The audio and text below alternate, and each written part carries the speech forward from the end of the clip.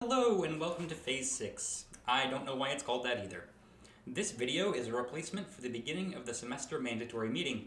I know you're busy and I've heard there's a virus or something, so instead of attending a meeting, you're going to watch this video and then complete a short quiz, about 5 minutes, to show that you have done so. If you do not complete the quiz, then I will have to fine you, and that would just be awkward for everybody. My name is Luke Simmons. I'm the Phase 6 Resident Director, or RD. If you need something, I'm available by email or at this phone number. I also keep office hours, which will be posted outside my office in the community center. Each building also has a CMA, which stands for Community and Ministry Advocate, or something like that. If you live in Building A, your CMA is Sam. If you live in Building D, your CMA is Blake. If you live in Building E, your CMA is Daniel. If you need something, they are great people to ask. If you need a friend or somebody to pray for you, they are great people to ask. If you need help with a paper, we don't pay them for that, but can't hurt. Now, here at OC, your apartment is like an oversized suitcase. Rules are rules, and it's gotta be checked. This means that your apartment will be glanced over to make sure it's basically clean every other Thursday. Again, room check will be on Thursday and will be every other week, so a good way to remember this is to just clean your room whenever chapel gets out on time. Somebody will come to your apartment with a clipboard between 1 and 3 to take a quick look around while you play video games and awkwardly murmur into a headset. It'll be uncomfortable for everybody. Here is what we'll be looking for. Trash. Receptacle is less than half full and doesn't smell weird or bad. Dishes. Dishes are clean. Fridge. No spoiled food. Nothing gross. Kitchen stove and surfaces. Also not gross.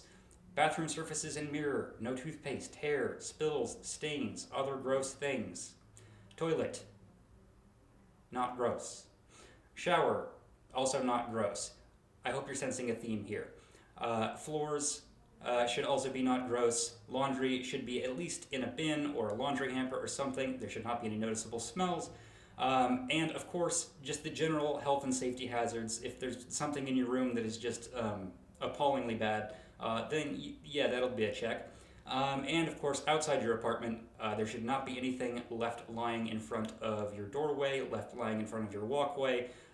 Essentially, the walkway in front of your room should not look like a yard sale.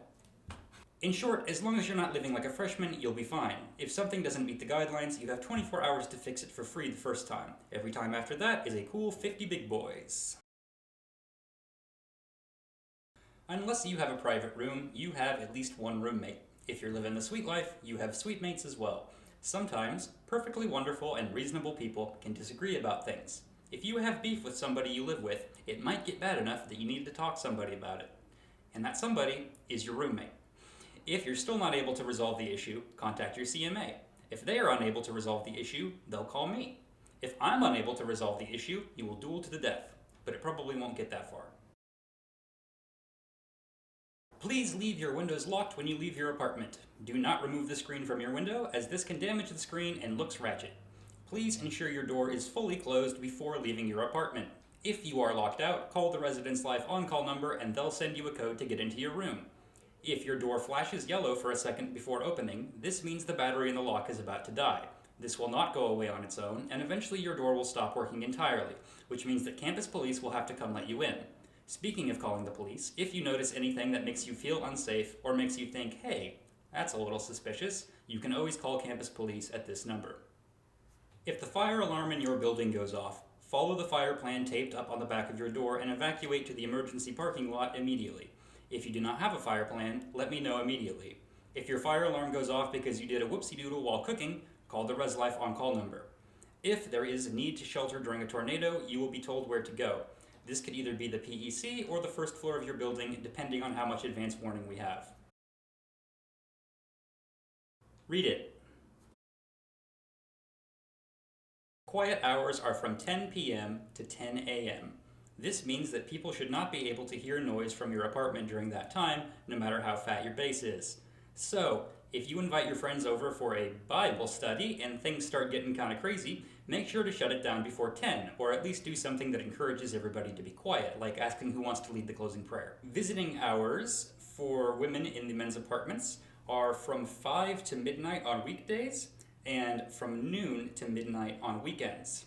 I know you may feel led by the Spirit to have a Bible study with your significant other outside of these hours, but unfortunately, those are the visiting hours.